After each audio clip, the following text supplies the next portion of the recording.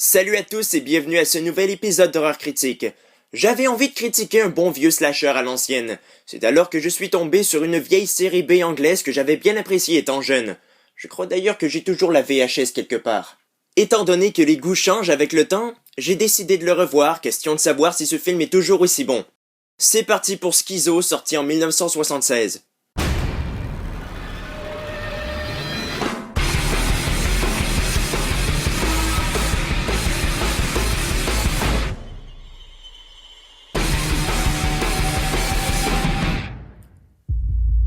Samantha Gray est une célèbre patineuse artistique qui va bientôt célébrer son nouveau mariage.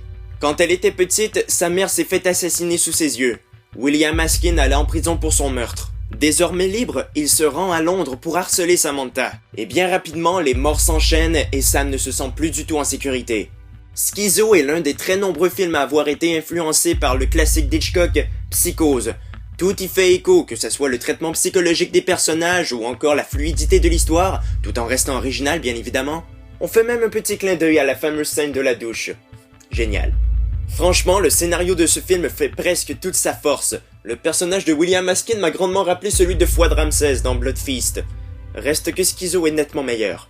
L'histoire fut écrite par David McGillivray, et le mec fait tout pour brouiller les pistes. Ce qui nous paraissait évident devient peu à peu flou. Merde. On pourrait dire que l'intrigue met trop de temps à s'amorcer, mais non, c'est simplement le rythme qui est lent. Alors attention, il est lent mais pas chiant. Nuance. Le temps consacré à l'introduction de l'histoire, au passé des personnages, aux événements importants, etc., c'est tout à fait juste comparé à la durée du film. On ne voit pas du tout passer les 1h50.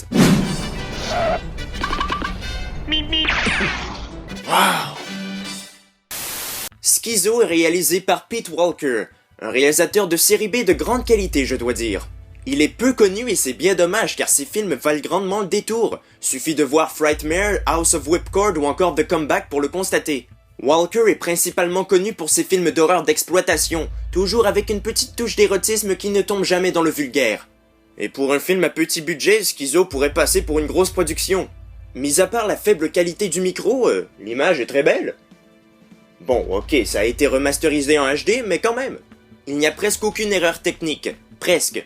Les points de vue utilisés sont vraiment recherchés et originaux, les transitions et le montage sont très soignés. Walker utilise même des jeux d'ombre qui font écho à l'expressionnisme allemand. C'est là qu'on voit que le réalisateur fait preuve d'une grande minutie dans ses films. Le seul reproche que je pourrais lui faire, c'est que Schizo nous semble un peu trop monotone. Il n'y a pas beaucoup de variantes dans l'ambiance, elle reste toujours un peu suspensive et dramatique. Ce n'est pas un défaut en soi, mais ça agace. Toutefois, les scènes de meurtre sont remarquables. Walker laisse planer un certain suspense sans en faire trop. Et puis il y a l'absence de musique qui les rend encore plus malaisantes. Bref, là aussi, la mise en scène est l'un des points forts du film. Les acteurs se débrouillent plutôt pas mal également. Jack Watson a la bouille parfaite pour interpréter le rôle de William Askin, qu'il joue merveilleusement bien. On note aussi la présence de Stephanie Beckham et de John Fraser. Seulement, c'est l'actrice principale qui fait tâche, Lynn Frederick. Elle trouve toujours le moyen d'en faire trop et ça décrédibilise un petit peu le film malheureusement. En ce qui concerne les effets spéciaux, Schizo ne se gêne pas pour nous montrer des scènes bien violentes.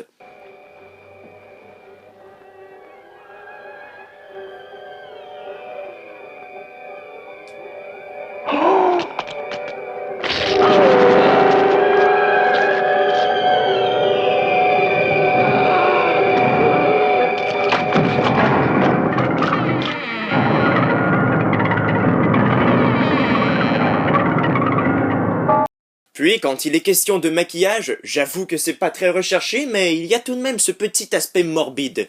Did I die? I had so much to do. My patients needed me. Samantha wanted my help. Give me some more details, Samantha. Make some inquiries about Askin.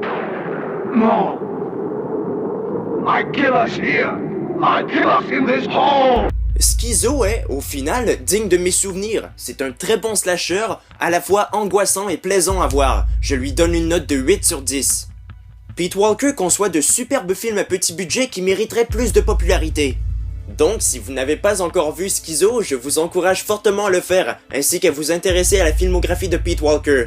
Bref, cet épisode d'Horreur Critique est à présent terminé, ne manquez pas les prochains, laissez des commentaires puis abonnez-vous à la chaîne, salut!